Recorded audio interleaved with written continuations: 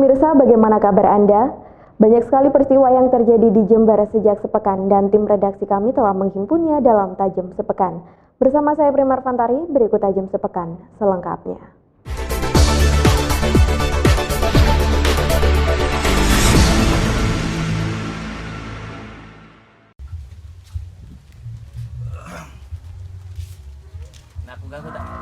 Impian Diani, anak usia 14 tahun untuk bermain dengan teman sebayanya, sudah pupus. Kondisi memprihatinkan dialami warga desa Panduman, Kecamatan Jelbuk ini, sehingga hanya bisa diam di dalam rumah lantaran mengalami lumpuh total sejak umur 2 tahun. Sang nenek Siti Misna mengatakan bahwa kelumpuhan cucunya bermula hanya karena demam biasa, namun beberapa hari panas semakin tinggi, dan memang keluarga waktu itu masih berpikir 2 kali untuk membawa ke rumah sakit karena keterbatasan biaya. Sampai akhirnya panas tidak kunjung turun, akhirnya Siti dibawa ke rumah sakit. Namun sepulang dari rumah sakit ada perbedaan yang dialami Siti, yaitu pada gerakan tangan dan kaki yang terlihat kaku. Semenjak kejadian itulah akhirnya Siti tumbuh dengan kondisi lumpuh total, untuk berbicara pun tidak bisa.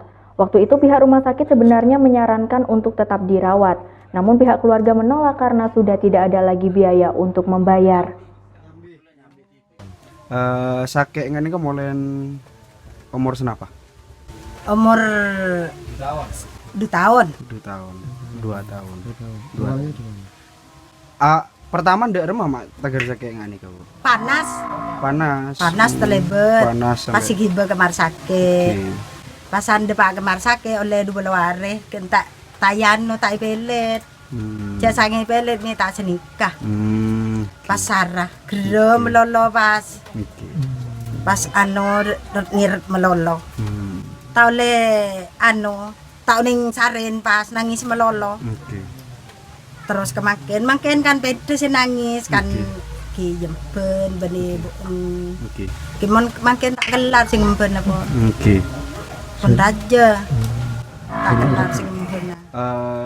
Pernah sambil ke dokter? Engki. Oh, dokter saya sakit kasak ki. Menten semangkin nih kah? Punten tak pun tak iki bepole. Oh, tak sampo. Keng prak bisa bintar pabelet, jauh ke poger. Ka suger. Berjeruk, kalisat, keruye kebah. Banyak pun nabi. Nih keteker tandi napa sekalian. Terus kondisinya kayak gini enggak mau berusaha lagi. Kan adik pun enggak nikah ki. Napa sobung niatan apriksa boleh ke Jember. Iki pun tenak. Apa? Beki tak napa. Tahun ning sing iba. Sing iba kan tak bisa. Hah? Wes, mana? Apa namanya? Ibu ya, bapaknya berapa? Tak butuh biaya nana. Gula tak di biaya gula. Gula pun tak di mun make. Bapan kasak kama? Bapan cerah. Diani kasak. Oh, sebung umur. Waktu umur senapa? Nikah keduk 4 bulan. Keduk 4 bulan berarti ki ngandung ki? Oh, oke. Ngandung 4 bulan. Ibunya? Ibu nggak bisa. Oh, ibu nih kayak ibu ki? Engki. Apa sakit? Apa? Ibu ini kan sakit ya? Punten jatuh dari lem tabu sini kalau cetak ini ngebentak. Oh. Pemerintah desa bantu. Dari desa abantun tan? Sobung. Dari bantuan apa? Sobung bantuan panapa gitu di desa? Tak oleh tan boleh cetak. Mau lain bilen cetak oleh. Berarti pasrah dengan kondisinya. Pasrah dengan kondisinya itu. Berarti pasrah pun di kondisi adik nih kayak gini. Sampai saat ini belum ada bantuan dari pemerintah untuk mengobati Siti. Keluarga pun pasrah akan kondisi Siti yang semakin lama semakin memburuk. Dari Jember, DKAJ Jember 1 TV melaporkan. Kebakaran terjadi di Mas Kitchen Lipo Plaza di Jember. Sebanyak 2 stand makanan atau food court juga ikut terbakar. Api diduga berasal dari semburan gas di sebuah stand makanan di lantai 2F tersebut. Semburan ini sempat menimbulkan ledakan dan memantik kebakaran. 15 karyawan yang kebetulan berada di lokasi kejadian langsung ketakutan dan berhamburan keluar. Peristiwa ini terjadi saat sebelum Lipo Mall Jember dibuka, yakni sekitar pukul 8.40 waktu Indonesia Barat. Beberapa menit kemudian api berhasil dipadamkan oleh petugas. Kompol M. Lutfi selaku Kepala Bagian Operasi atau Kabak Ops Polres Jember terus melakukan penyelidikan atas kebakaran ini. Apakah secara teknis terdapat unsur kelalaian karyawan? Akibat peristiwa ini, 2 stand gerai makanan di Max Kitchen dan beberapa perabotan hangus terbakar. Jadi saya luruskan dulu, jadi kebakarannya bukan Lipo secara keseluruhan, tapi di salah satu Max Kitchen. Ada salah satu karyawan yang tadi pada saat akan membuka Max Kitchen ini kebetulan membuka tabung gas yang sudah ada di situ, terjadilah sedikit ledakan dan akhirnya terjadi permasalahan yaitu kebakaran di standnya. Sementara itu, manajer food court Ali Gunadi menduga kuat kebakaran disebabkan oleh semburan gas. Namun kronologi peristiwa secara detail masih menunggu hasil penyelidikan polisi. Mungkin semburan gas, terus casingnya dari itu lepas ya kan, jadi nyembur. Terus anak-anak keluar. Menyelamatkan diri. Aktivitasnya masak apa saat itu? Jadi pagi kita prepare, habis prepare kan kita mau buka gas, mau masak. Dari Jember, DKAJ Jember 1 TV melaporkan.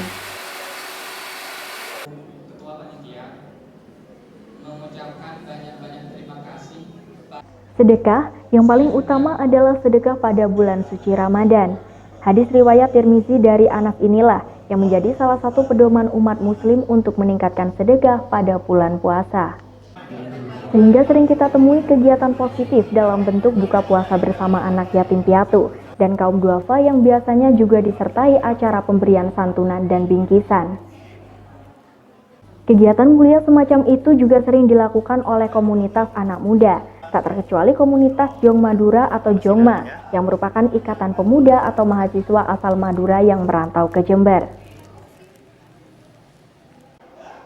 Secara rutin setiap tahunnya, para pemuda asal Kabupaten Sumeneb, Pamekasan, Sampang, dan Bangkalan ini mengisi bulan Ramadan dengan kegiatan positif berupa santunan anak yatim, yang diawali dengan penggalangan dana di sejumlah persimpangan lampu merah di Jember Kota selama 1 pekan. Kami Yongma dapat melaksanakan pemberian santunan kepada adik-adik kami yatim piatu dan kaum duafa di Masjid Al-Hidayah yang ada di Kecamatan Patrang. Alhamdulillah program ini dapat terlaksana setiap tahun, dan pada tahun ini tahun 2012 adik-adik kami Yongma yaitu mahasiswa pemuda Madura yang berada di Kota Jember dengan penuh semangat dan penuh giat yaitu penggalangan dana turun ke jalan. Kami tidak kenal malu, tidak kenal panas, dan tidak kenal malam siang pun kami tetap jalan supaya kita dapat dana dan bisa melancarkan acara ini. Terus anak yatimnya sekitaran 60 lebih, anak yatim di sini sekitaran 65 lebih. Dari Jember, Tim Liputan Jember 1 TV melaporkan. Kasus 7 balita yang mengalami berat badan kurang dan tercatat di bawah garis merah atau BGM harus ditangani secara serius oleh pihak terkait.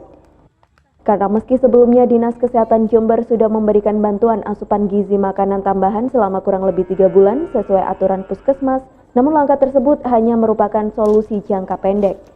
Sehingga ketika program tersebut sudah selesai, masih ada kecenderungan berat badan balita turun kembali. Oleh sebab itu, menurut Kepala Kecamatan Jelbuk Bobi Arisandi, ada persoalan jangka panjang yang harus diselesaikan, selain upaya memberikan bantuan asupan gizi tambahan.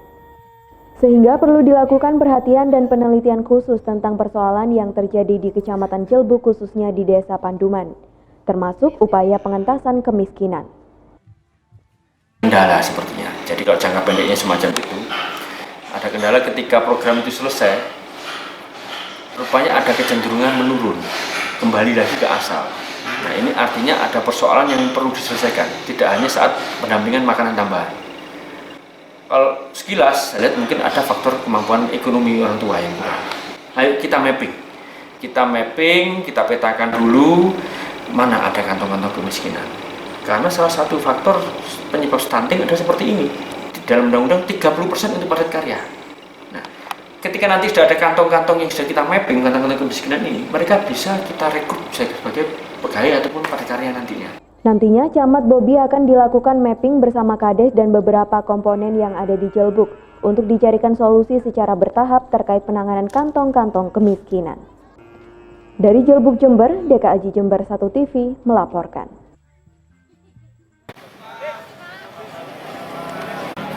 Bakal calon legislatif yang mendaftarkan diri ke DPC Partai Gerindra Jember tidak hanya berasal dari kader internal partai, melainkan juga terdapat sejumlah tokoh masyarakat bahkan mantan ketua partai lain.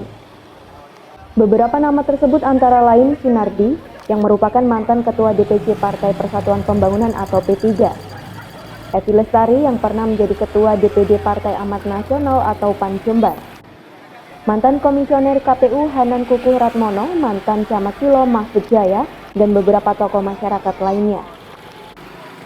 Menurut Ketua DPC Partai Gerindra Jember HM Satip, dari 72 pendaftar sudah terpilih 50 nama yang segera disampaikan kepada DPD Partai Gerindra Jawa Timur untuk selanjutnya dilakukan sinkronisasi oleh DPP Partai Gerindra di Jakarta.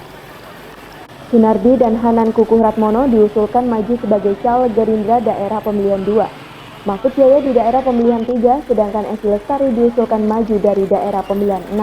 Ketika tanggal 28 masih banyak hal-hal yang belum terisi di salah satu di form-form itu.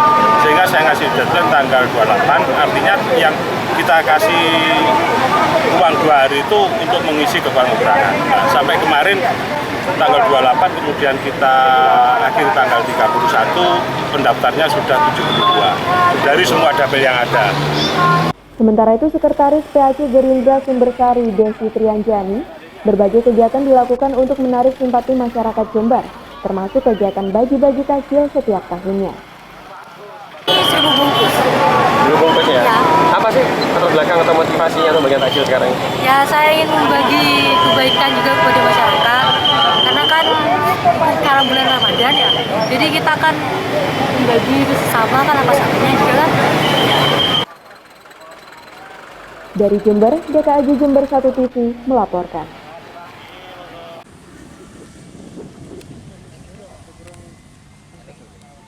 Seperti inilah suasana pasar ikan air tawar di Jalan Raya Jember Lumajang, tepatnya di Desa Jombang setiap sore di bulan Ramadan. Orang datang silih berganti bermaksud membeli ikan-ikan yang dijual beralas daun pisang ini. Pasar ikan ini merupakan pasar ikan yang khas di daerah ini karena adanya cuma dadakan, ramai atau sekedar ada bila banyak ikan rawa atau sungai berhasil ditangkap dan dijual di pasar ini. Para pengendara yang melintasi jalan ini tertarik belanja karena kesegaran ikannya dan harga yang relatif murah. Kalau yang ini masih segar, kan ini hasilnya tadi mungkin, bukan esan kalau ini. Jadi, mungkin kelebihannya di sini tuh Pak ya? Iya. Masih segar ikannya Pak ya? Harganya ringan, ikannya masih segar. Terus ini bukan ikan kolam, ikan rawa ini. Bedanya Pak, apa dengan ikan rawa? Iya, gurih. Gurih ya, rasa ya? Lezat. Aneka ikan air tawar yang dijual di sini tergantung hasil tangkapan. Ada gurame, ikan nila, lele, gabus atau kutuk, wader, dan sejenisnya. Nah, di bulan suci Ramadan saat ini, para pedagang di pasar dadakan ikan air tawar ini terpaksa tidak lagi mengandalkan stok dari tangkapan langsung dari rawa-rawa atau sungai, melainkan dapat kiriman dari stok dari peternak ikan di desa itu. Karena permintaan dari pembeli cukup banyak, terutama untuk jenis ikan besar seperti patin, gurame, lele dumbo, gabus, atau kutuk. Warga belanja ikan saat sore hari sambil jalan-jalan menunggu buka puasa. Suasana itulah yang menyebabkan omset penjualan ikan air tawar di sini meningkat di kala bulan suci Ramadan. Bila hari biasa, omset penjualan ikan air tawar di sini satu jenis ikan maksimal 2 kg. Tapi saat Ramadan, satu jenis ikan bisa mencapai 5 kg sehari. Kalau pembeli ini ramenya Ramadan dengan hari-hari biasa bedanya Pak? Hari-hari biasa sama Ramadan lain. Kalau hari-hari biasa biasanya cuma berapa orang keperluan hari-hari. Tapi kalau hari Ramadan mulai dari jam 10 udah mulai ramai. Jam 8 jam 10 minimal udah mulai Sampai ramai. ramainya puncaknya jam berapa? Puncaknya jam segini. Jam berapa ya? Jam Ini 3, 4? sekitar jam 2, jam 3 ke atas. Nanti sampai jam 5 sampai putih. Terus Ada lele. Oleh nih ke Mas Sono. omset penjualan gimana, Bu? Biasanya Alhamdulillah dalam hari-hari biasa juga lumayan, hari-hari puasa mulai meningkat. Belanja ikan di tempat ini, para pembeli tidak perlu membersihkan kotoran dari dalam perut ikan atau membuang sirip-sirip ikan yang membahayakan saat dikonsumsi. Pembeli tinggal bawa pulang ikan saja, cuci, lalu dibumbui dan bisa langsung digoreng.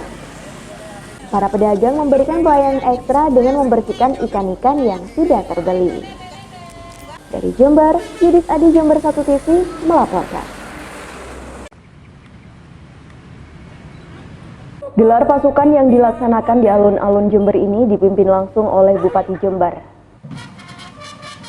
Giat ini juga untuk memastikan kesiapan personil kepolisian dan juga armada petugas agar benar-benar siap, agar bisa berfungsi dengan baik saat terjun ke lapangan.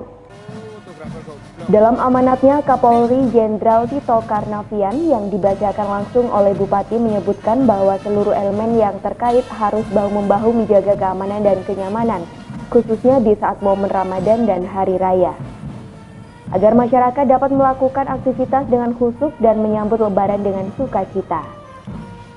Setelah menutup apel, Bupati beserta Kapolres dan Dandim langsung mengecek kendaraan atau armada yang akan dipakai mengamankan jalannya Hari Raya Idul Fitri 2018. Tak berhenti di situ, dengan dipimpin langsung oleh Kapolres AKBP Kusworo Wibowo, giat dilanjutkan dengan pemusnahan barang bukti narkoba seperti sabu, pil koplo, serta ribuan pil trek dan juga ribuan botol miras berbagai jenis. Forkopimda, kita melaksanakan kegiatan gelar pasukan operasi Ketupat 2018 yang dilanjutkan dengan pemusnahan barang bukti miras ilegal dengan narkoba. Kita dapati ada 5.398 botol minuman keras ilegal yang kita hancurkan bersama-sama. Kemudian ada 8,35 gram sabu. Kemudian kurang lebih 10.000 butir pil trihexyphenidyl dengan dextrometropan.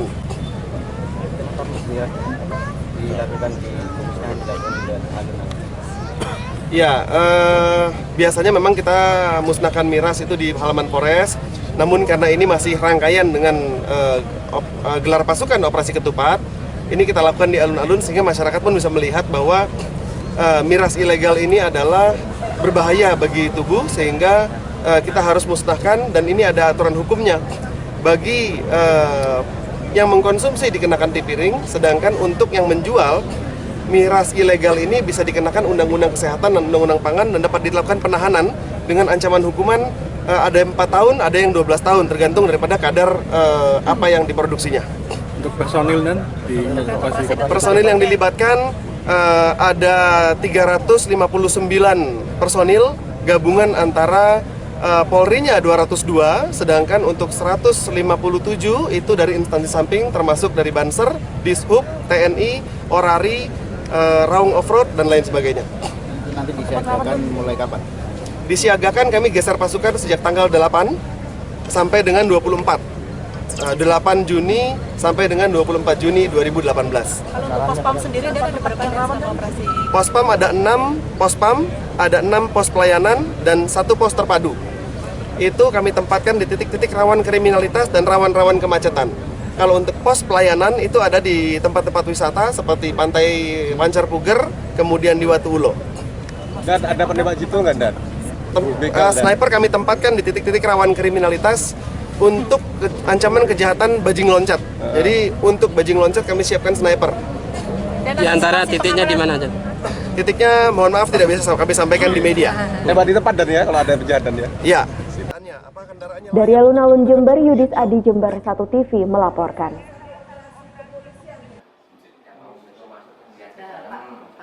Persatuan Guru Republik Indonesia atau PGRI Jember mengaku prihatin atas musibah kecelakaan yang menimpa Yuliana saat berangkat ke Jember untuk mengurusi surat penugasan guru tidak tetap atau GTT. PGRI sudah berkoordinasi dengan seluruh cabang dan ranting PGRI untuk melakukan gerakan galang koin Yuliana sehingga biaya yang harus ditanggung keluarga bisa diminimalisir. Cabang insya Allah di cabang ini sekarang sudah bergerak untuk menggalang dana terkait dengan persoalan yang dihadapi oleh guru GTT ya. Yang mudah-mudahan sekali lagi ini adalah menjadi pembelajaran kita bersama, menjadi catatan kita bersama, dan mudah-mudahan bagi pemangku wewenang pengambil kebijakan hal ini menjadi masukan supaya kebijakannya bisa ditinjau ulang sehingga ya tidak ada dampak berikutnya. Ini yang kita harapkan. Selain itu, akibat tunggakan BPJS Ketenagakerjaan selama 8 bulan, Yuliana sempat terdaftar sebagai pasien umum di RSUD Subandi. Bahkan menurut informasi, BPJS Ketenagakerjaan yang dimiliki oleh Yuliana terdaftar secara kolektif bersama 160 GTT lain di Kecamatan Silo, sehingga tunggakan yang harus dibayarkan mencapai 12 juta rupiah. Usai melihat kondisi Yuliana, PLT Kepala Dinas Pendidikan Jember Muhammad Gozali mengatakan kondisi Yuliana sudah mulai sadar, namun secara fisik masih lemah sehingga belum bisa diajak bicara. Gozali menegaskan pihaknya juga akan membantu mencari cara agar biaya tunggakan yang ada di BPJS Ketenagakerjaan bisa segera tertutupi. Selain itu, ia juga meminta stafnya segera mengurusi asuransi jasara harja agar biaya yang ditanggung oleh pihak keluarga tidak terlalu besar. PT kan sudah tidak ada, harus secara pribadi juga sulit karena kolektif ini ada tunggakan sampai 8 bulan. 8 bulan kali 10.000 kali sejumlah 120 ini kita tutup dengan sebelumnya kita bisa itu mencarikan untuk dana kecelakaannya. Itu karena kita dalam proses dia kerja juga. Anggarannya berarti tersedia Pak untuk menutupi tunggakan. Iya, kita usaha ini juga ada ketua PKR. Dari Jember, DKAJ Jember 1 TV melaporkan. Musibah yang dialami oleh Yuliana, guru honorer asal SDN Sidomulyo Kecamatan Silo ini semakin membuka perhatian publik terhadap penderitaan yang dialami oleh para guru honorer di Jember yang terjadi selama ini.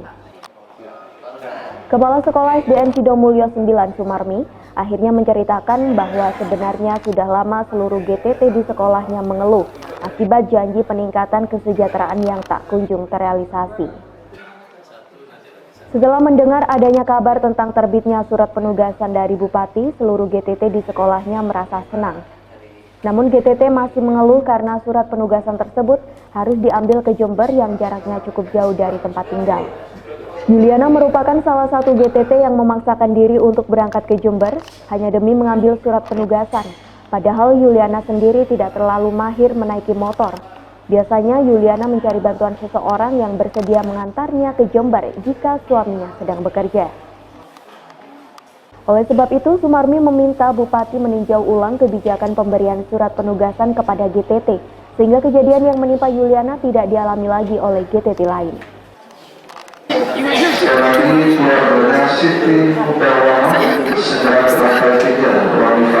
Kasihan selalu kalau usahanya pertanyaannya kepada kepala sekolah, sedangkan kepala sekolah tidak tahu tentang artinya kenapa kok selalu muncul SPP diperumit ya. Menurut Kepala Sekolah Sumarmi, sebenarnya seluruh GTT yang ada di Jember hanya menginginkan kesejahteraannya naik dan mendapatkan surat penugasan dengan mudah, bukan menginginkan untuk dimutasi. Mengingat selama ini GTT hanya mendapatkan honor yang sangat kecil dari sekolah, apalagi sekolah pinggiran yang muridnya sangat sedikit. Dari Jember, DKAJ Jember 1 TV melaporkan. Sejumlah pengajar yang tergabung dalam Persatuan Guru Republik Indonesia atau PGRI Jember mengaku prihatin atas musibah kecelakaan yang menimpa Yuliana saat berangkat ke Jember guna mengurusi surat penugasan guru yang tidak tetap atau GTT. Mereka menilai seharusnya pemberian surat penugasan tersebut bisa dipermudah dengan cara bersinergi dengan pihak kecamatan setempat, sehingga GTT tidak perlu menempuh jarak yang terlalu jauh. Mengingat kondisi jalan yang harus dilalui oleh setiap GTT, khususnya yang ada di sekolah pinggiran, sangat berbeda-beda. Oleh karena itu, Ketua PGRI Jember Supriyono meminta Bupati untuk meninjau ulang kebijakannya, sehingga tidak ada GTT yang merasa dirugikan atau tertimpa musibah. seperti yang dialami oleh seorang GTT asal SDN Sidomulyo 9, Kecamatan Silo, Yuliana. Ya, seperti itu sebaiknya ya diserahkan di masing-masing kecamatan supaya nggak terlalu jauh. Kasihan hal ini mudah-mudahan tidak terulang lagi. Mudah-mudahan Mbak Yuliana ini yang pertama dan yang terakhir. Ya. Nah, maka saya minta kepada pengambil kebijakan tentunya ini menjadi masukan bahwa manajemen sentralistik ini ya karena tidak dipakai itu kan memang ada persoalan gitu ya. Makanya harus didesentralisasikan ini kan dalam rangka untuk melayani ya dengan stakeholder secara dekat. Namun sayangnya PLT Kepala Dinas Pendidikan Muhammad Ghazali mengaku belum bisa memastikan apakah prosedur pengambilan surat penugasan GTT bisa ditinjau ulang atau dirubah. Ghazali mengatakan pihaknya akan segera berkoordinasi dengan pihak Badan Kepegawaian dan Pengembangan Sumber Daya Manusia (BKPSDM) terkait persoalan tersebut. Mengingat tempat pengambilan surat penugasan GTT adalah kantor BKPSDM. Dari Jember, DKJ Jember 1 TV melaporkan. Bupati Jember Faida menegaskan melarang mobil dinas atau operasional Pemkab digunakan saat mudik Lebaran dan seluruhnya harus dikandangkan. Kendaraan tersebut harus dikandangkan di kantor Pemkab Jember mulai hari Kamis 7 Juni 2018. Dan bagi yang melanggarkan dikenakan sanksi sesuai peraturan yang berlaku. Sementara itu, di sisi lain, Pemkab Jember juga telah memberikan tunjangan hari raya kepada seluruh PNS Pemkab Jember dengan besaran 1 kali gaji. Isu THR sempat mencuat dan memberikan keresahan bagi para pegawai negeri sipil di Jember. Pasalnya, di kota Surabaya, wali kotanya mengaku keberatan mengeluarkan THR yang dibebankan oleh APBD Surabaya. Ya, hari ini semua mobil dinas plat merah yang tidak digunakan untuk operasional pelayanan maupun pengamanan dikandangkan secara bertahap selama 3 hari. Jadi yang cuti awal sudah mulai dikandangkan. Dan ini sudah kita jalankan sejak tahun pertama pemerintahan Bupati dan Wakil Bupati Faida Bukit. Karena memang sejatinya plat merah ini hanya boleh digunakan untuk kegiatan-kegiatan dinas. Jadi kalau yang ASN-nya itu cuti, berarti mobil ini juga harus cuti, berarti dikandangkan.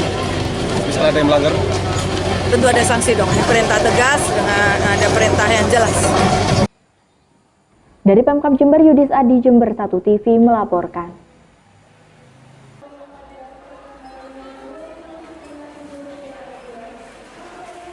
Sidak diawali di pusat perbelanjaan Niko Square di Kecamatan Kaliwata, Jember. Tim langsung menuju ke market pusat makanan dengan dipimpin Wakil Bupati Jember, Mukit Arif. Petugas langsung mengecek satu persatu makanan kemasan dan juga minuman kaleng. Di titik ini petugas menemukan sejumlah minuman kemasan yang rusak dan tidak layak jual.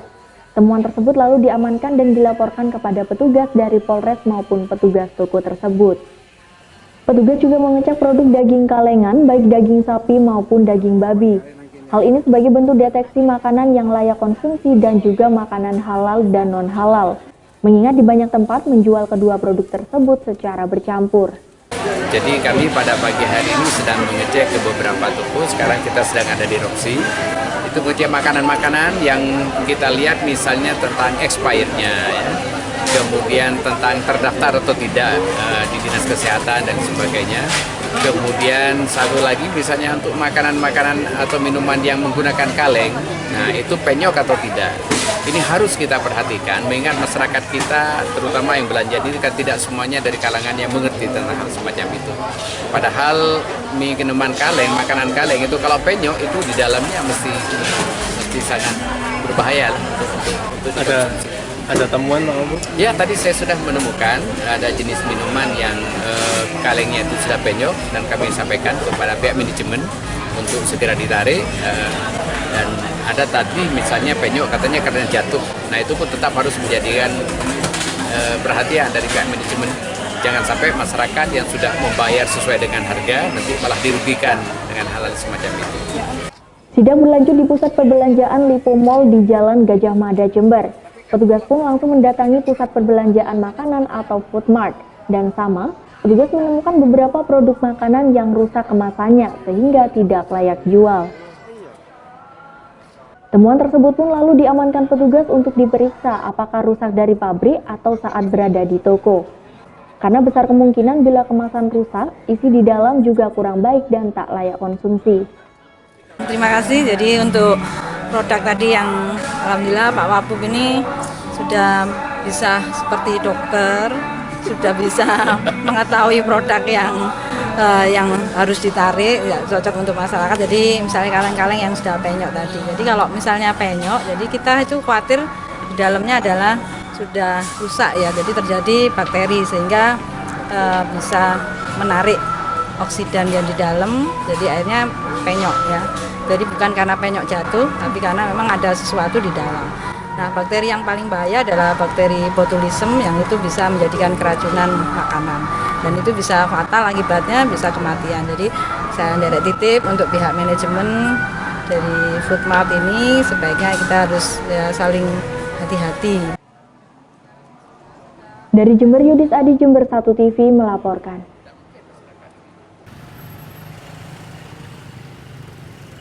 Kepadatan arus lalu lintas mulai terjadi di sejumlah titik Kabupaten Jember menjelang Hari Raya Idul Fitri. Kepadatan tersebut terjadi di kawasan Segitiga Emas, yakni sekitar alun-alun Jember, mulai dari Jalan Sultan Agung, Jalan Ahmad Yani, Jalan Trunojoyo hingga Jalan Cokroaminoto. Hal tersebut disebabkan oleh meningkatnya animo masyarakat yang memadati sejumlah pusat perbelanjaan. Sementara itu, jalan di sekitar kampus Universitas Jember tampak lengang karena banyak mahasiswa rantau yang mulai mudik pulang kampung saat libur kuliah. Sedangkan di pertigaan lampu merah Kaliputih Kecamatan Rambi Puji Jember, arus lalu lintas memang ada sedikit peningkatan, namun tidak terlalu signifikan sehingga masih terpantau aman dan lancar, baik di jalur menuju Lumajang dan Surabaya maupun jalur menuju ke wilayah Jember Selatan. Diperkirakan lonjakan arus mudik semakin meningkat saat 3 hari sebelum Lebaran. Itu jelas cukup banyak menyumbang kepadatan. Namun kepadatan ini kita bisa urai, ada beberapa titik yang mungkin nanti cukup menjadi perhatian adalah di antara Polsek Rambi Puji sampai Kaliputih, karena di sana ada penyempitan jalan. Kemudian kalau di kota, ini ada di jalan yang menuju ke Trunojoyo dari Ahmad Yani. Di sana ada pertokoan namanya GM, juga banyak menyumbang kemacetan dan kepadatan masyarakat yang ingin berbelanja. Dari Rambi Puji, Bambang Sugiarto, Jember 1 TV melaporkan. Bagi para pengguna jalan raya maupun pemudik, jika kondisi fisik sudah mengantuk atau capek, hendaknya beristirahatlah terlebih dahulu dan jangan memaksakan diri. Karena resikonya dapat menyebabkan kecelakaan. Salah satunya terjadi pada sebuah kendaraan minibus yang terlibat kecelakaan dengan sebuah truk pengangkut beras di Jalan Raya Kelataan, Kecamatan Tanggul, Jember. Awal mula sebuah minibus plat nomor S1324A yang dikemudikan oleh Ahmad Muzakir warga Cipayung Jaya, Kota Depok ini melaju dari arah barat dengan kecepatan tinggi. Sesampai di TKP, minibus tiba-tiba oleng ke kanan dan menabrak sebuah truk bermuatan beras dengan nomor polisi P8661UFI. Truk sebenarnya sempat menghindar, namun karena minibus terlalu ke kanan, tabrakan tak terhindarkan. Beruntung tidak ada korban jiwa dalam kejadian ini. Untuk kronologi laka lantas yang terjadi di wilayah Tanggul, tepatnya di Desa Kelataan, Jember, yang melibatkan dua kendaraan, yaitu antara truk muat beras dengan kendaraan Suzuki R3. Jadi kalau untuk kronologisnya, truk berjalan dari arah timur ke barat, berjalan sedang, maksudnya tidak kencang juga tidak mendahului. Itu menurut saksi yang kita dapatkan di sekitar TKP.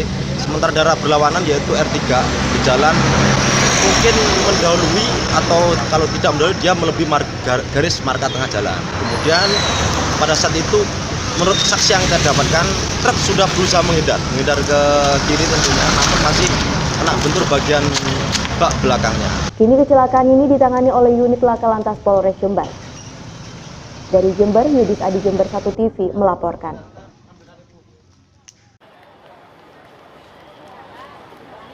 Hari terakhir pelayanan penukaran uang baru yang dilakukan oleh berbagai pihak perbankan di alun-alun Jember diwarnai dengan panjangnya antrian hingga mencapai setengah lapangan alun-alun. Bahkan masyarakat ini rela mengantri kepanasan sebab tenda yang tersedia tidak cukup. Salah satu warga asal Kelurahan Sukorejo, Yuli, mengaku sudah mengantri selama 1 jam. Namun antrian di depannya masih cukup panjang dan belum diketahui pasti berapa lama lagi ia selesai. Yuli mengeluh sebab pelayanan yang ada di alun-alun tidak memberikan rasa nyaman kepada masyarakat. Oleh karena itu, ia berharap ada perubahan yang lebih baik dalam pelayanan penukaran uang menjelang Lebaran tahun depan. Bu Yuli, ibu dari mana? Ini Sukorejo. Dari Sukorejo sini. Kenapa sih kok milih antri di sini, kan panas ini? Ya mau gimana lagi mas, adanya THR baru turun. Oh, gitu. Tunggu Tapi kenapa? Tapi kalau untuk di bank sendiri kan bisa Bu sebenarnya. Di bank-bank terdekat? Katanya dibatasi di sana. Oh, katanya sih iya, kan saya tetangga itu ada. Saya mau nitip, katanya ndak iso mbak nenggono tiap orang dibatasi karyawannya itu. Ini antrinya berapa lama tadi? Sudah jam berapa datang? Sekitaran 1 jaman lah. 1 jam. 1 jam ya. Ya ndak tahu, katanya si antri kesananya masih lama ini, ya ndak tahu lagi. Diketahui hampir semua warga yang rela mengantri di alun-alun beralasan karena hanya pelayanan di alun-alun yang tidak pernah kehabisan pecahan uang Rp2.000 dan Rp5.000. Sedangkan pelayanan di kantor perbankan terdekat seringkali warga tidak mendapatkannya dengan alasan pecahan uang tersebut sudah habis. Seperti diberitakan sebelumnya, penukaran uang oleh sejumlah perbankan di alun-alun dimulai sejak tanggal 28 Mei hingga 8 Juni. Dengan syarat pembatasan penukaran sebanyak Rp3,7 juta setiap orang. Dari Jember, DKAJ Jember 1 TV melaporkan. Informasi tadi sekaligus menutup jumpa kita dalam Tajam Sepekan edisi hari ini. Anda dapat menyimak informasi tadi di website kami di www.jember1tv.co.id atau Anda dapat mengunduh aplikasinya melalui Play Store. Saya Primer Fantari bersama kerabat kerja yang bertugas mengundur diri dari hadapan Anda. Terima kasih atas kebersamaannya. Sampai jumpa. Salam 1 TV.